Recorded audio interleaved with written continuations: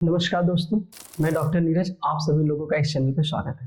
दोस्तों, समाज में जिस हिसाब से परिवर्तन होता है उसी हिसाब से लोगों की दिनचर्याएं भी बदलती जाती है। जैसे जैसे दिनचर्या बदलती है उसी हिसाब से समस्याएं भी डेवलप हो जाती है। पहले ज्यादातर वर्क जो है मैनुअल हुआ करते थे, लोग अपने हाथ से वर्क करते थे। धीरे धीरे वर्क की इफिकेसी को बढ़ाने के लिए कंप्यूटर का प्रयोग होने लगा। ज्यादातर काम जो है सभी ऑफिसों में कंप्यूटर्स पे, लैपटॉप, ये सब चीजों से होने लगे।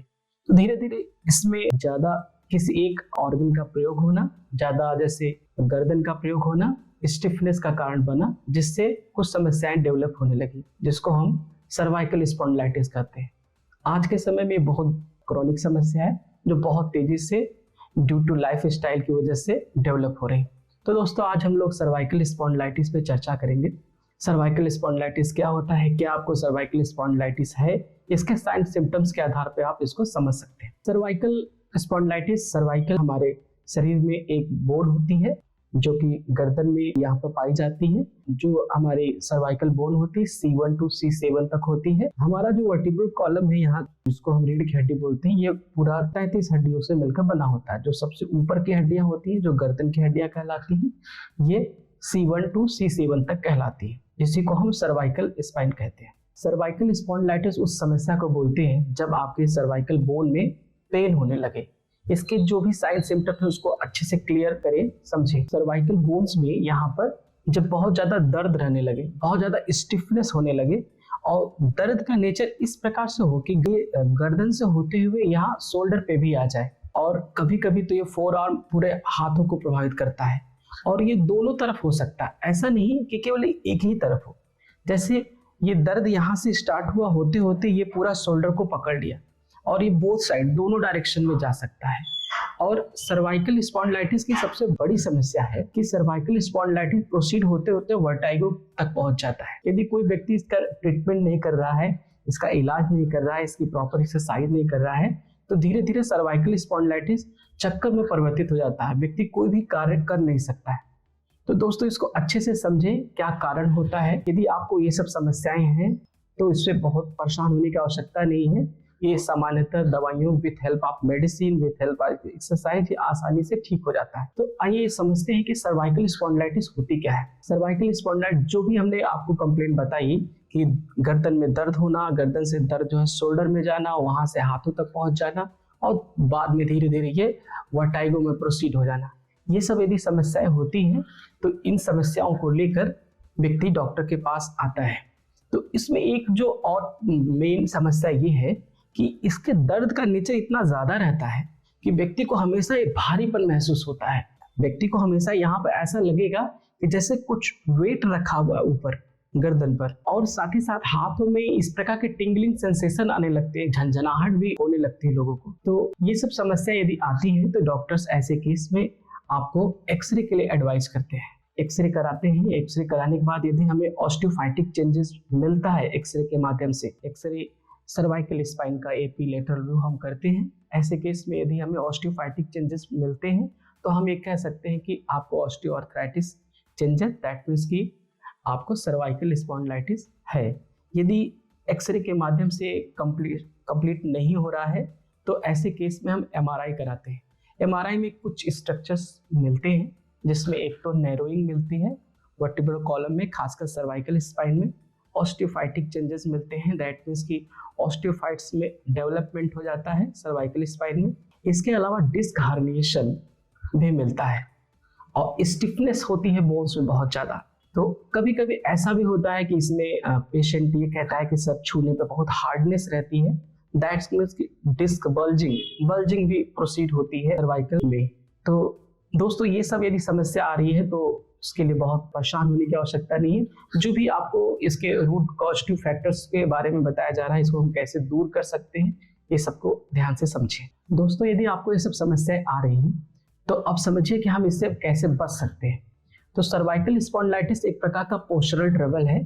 पोस्चर, यदि हम कोई किसी भी कार्य को लगातार एक ही अवस्था में कर रहे हैं तो धीरे धीरे यहाँ की बोन्स में जो है स्टिफनेस होने लगती है। स्टिफनेस की वजह से इसमें दर्द होने लगता है, और ये मतलब वर्टाइगो तक प्रोसीड हो सकती है। तो कोई भी हम कार्य यदि कर रहे हैं तो कार्य करते वक्त ही यदि हम लगातार एक ही अवस्था में रह रहे हैं, एक ही पोस्चर में रह रहे हैं, तो ये सर्वाइकल स्पॉन्डिलाइटिस में प्रोसीड हो सकता है।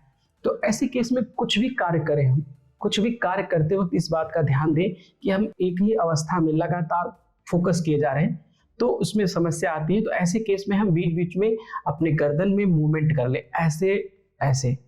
यदि इस प्रकार से हम मूवमेंट कर ले रहे हैं तो सर्वाइकल बोन जो है हमारी ऐसे मूव कर जाती है, तो उसमें स्टिफनेस कम हो जाएगा और ये सर्वाइकल स्पॉन्डिलाइटिस में प्रोसीड नहीं होगा।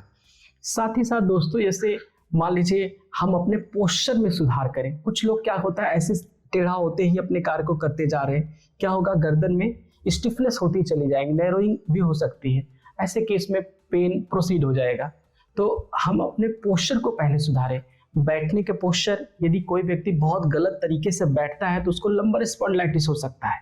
इसलिए हम बैठने के पोस्चर, देखने के पोस्चर, हम लगातार सिस्टम पे वर्क कर रहे हैं, तो सिस्टम पे देखने के साथ साथ हम अपनी गर्दन को बीच बीच में इस प्रकार के मूवमेंट कर लें, ऐसे गर्दन में हमारी स्टिफनेस नहीं आएगी। वर्क के साथ साथ यदि हम सोने, बैठने, हर चीज में सुधार कर लें तो भी हमारा सर्वाइकल स्पॉन्डिलाइटिस काफी कम हो सकता है। जैसे बहुत ज्यादा ऊंची पीलो का प्रयोग करना, सोते वक्त हम बहुत ऊंची पीलो प्रयोग करते हैं, जिससे क्या होता है, सर्वाइकल ग्लैंड्स हमारी स्टिफ हो जाती है एकदम। ऐसे केस में धीरे धीरे इस प्रकार की आदत से हमें सर्वाइकल स्पॉन्डिलाइटिस हो सकता है। तो दोस्तों, पीलो का प्रयोग करना तुरंत आप बंद कर दें, बहुत पतली पीलो का प्रयोग करें। साथ ही साथ यदि हम बहुत क्रॉनिक, बहुत लंबे समय से यदि वीडियो देख रहे हैं, दैट मीन्स कि 2-2, 3-3 घंटे हमें लगातार वीडियो देखना है, एक पोस्चर पे देखना है, तो भी हम एक सुधार इसमें यह करें कि हम थोड़ा बीच बीच में ब्रेक लें या अपनी गर्दन में मूवमेंट जरूर कर लें। इस प्रकार से यदि हम ऐसा करते हैं तो गर्दन में स्टिफनेस नहीं आएगी और सर्वाइकल स्पॉन्डिलाइटिस का खतरा कम हो जाएगा। दोस्तों, यदि इन्वेस्टिगेशन के माध्यम से ये कंफर्म हो रहा है कि आपको सर्वाइकल स्पॉन्डिलाइटिस है, तो आप कुछ एक्सरसाइज हम वीडियो के माध्यम से बता रहे हैं, जिसको आप करें। साथ ही साथ यदि बहुत समस्याएं हैं तो आप किसी फिजियोथेरेपिस्ट से जरूर राय ले लें इसके बारे में। दोस्तों, ऐसा होता है कि जैसे सर्वाइकल ग्लैंड में बहुत पेन रह रहा है, तो हमने बताया कि बीच बीच में आप गर्दन को इस प्रकार से मूवमेंट कर लें, ऐसे ऐसे।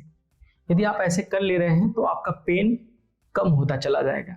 साथ ही साथ जो है कुछ एक्सरसाइज ऐसी है जिसको बहुत कंपलसरी है, जिनको सर्वाइकल स्पॉन्डिलाइटिस प्रोसीड हो रहा है। जैसे हम इस प्रकार से एक्सरसाइज करें कि गर्दन की जो ये बोन है इस पे हमारा दबाव पड़े, तो इस एक्सरसाइज को हम बोलते हैं चिन टक एक्सरसाइज। ऐसे केस में क्या होता है कि हम अपने गर्दन को सीधा रखें, गर्दन को मूवमेंट ज्यादा नहीं करते और इसको पीछे ले जाते हैं, ऐसे इस तरीके से पीछे। तो इससे क्या होता है, यहाँ की सर्वाइकल बोन्स पे दबाव पड़ता है और उसमें स्टिफनेस होने के कारण जो है कम हो जाते हैं, स्टिफनेस का फैक्टर कम हो जाता है। जो और एक बड़ी एक्सरसाइज है, जो सेफ एक्सरसाइज, सबसे बड़ी समस्या होती है सर्वाइकल में, यदि हम एक्सरसाइज बहुत कर रहे हैं तो उसमें वर्टाइगो आने के चांस बहुत रहते हैं। ऐसे केस में कुछ सेफ एक्सरसाइज किए जाए। जिन लोगों को सर्वाइकल स्पॉन्डिलाइटिस ज़्यादा है, बहुत ज़्यादा प्रोसीड हो चुका है, ऐसे लोग तुरंत एक्सरसाइज कोई भी करना ना स्टार्ट करें, प्रॉपर डॉक्टर से राय ले लें, फिजियोथेरेपिस्ट से राय ले लें, तभी वो आगे बढ़े। इसमें एक जो सबसे इम्पॉर्टेंट एक्सरसाइज है वो ये कि जैसे आप जिस पोस्चर में बेड पर सोते हैं उसके अपोजिट चले जाएं और अपनी गर्दन को जो है ऐसे नीचे झुका दें, ऐसे कुछ समय तक ऐसे झुकाए रखें, जिससे क्या होता है कि कुछ समय के पश्चात जो है गर्दन में पेन होने लगेगा, तब आप पुनः अपने आप को बेड पर कर लें। दैट मीन्स पूरा शरीर आपका बेड पे ही रहेगा और केवल गर्दन आपका ऐसे झुका रहेगा। इस प्रकार की एक्सरसाइज से हमारे गर्दन की होल्डिंग कैपेसिटी बढ़ती है, जिससे हमारी इफिकेसी कार्य करने की क्षमता बढ़ेगी और हम गर्दन को आराम से होल्ड कर सकेंगे। और सबसे जो फायदा है इस एक्सरसाइज से, यदि हमें किसी प्रकार का वर्टाइगो भी, चक्कर भी आता है, तो हमारा पूरा बॉडी ऑलरेडी बेड पे ही है, तो हमें किसी प्रकार की इंजरी होने के चांस नहीं रहते। दोस्तों, इन सब एक्सरसाइजों के अलावा यदि हम प्रॉपर प्राणायाम करते हैं, प्रॉपर योगा करते हैं, मेडिटेशन कर रहे हैं, हम रनिंग कर रहे हैं और खासकर कुछ एक्सरसाइज अच्छे जिसको शीर्षासन कहते हैं, यदि हम ये सब करते हैं तो बहुत आसानी से सर्वाइकल स्पॉन्डिलाइटिस कम हो जाता है, इवन समाप्त हो जाता है। तो ये सब एक्सरसाइज के अलावा हम ये समझेंगे कि मेडिसिन के माध्यम से हम कैसे इसको ठीक कर सकते हैं।